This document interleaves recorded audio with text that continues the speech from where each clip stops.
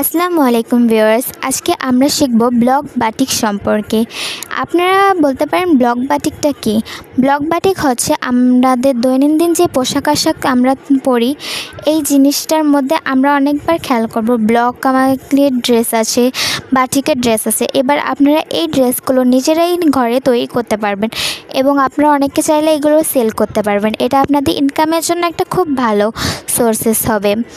এজন্য আপনাদের প্রথমে এটা সম্পর্কে বেসিক এবং নলেজ সব কিছুই রাখতে হবে, তারপরে আপনারা এটাকে প্র্যাকটিক্যালি করতে পারবেন।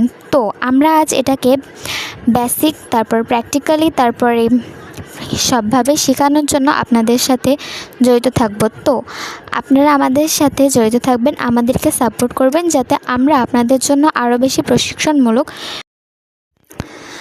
ব্লক বাটিক কাকে বলে? ব্লক বলতে আমরা সাধারণত বুঝি ডিজাইন করা একটি কাঠের টুকরা বা ফালি।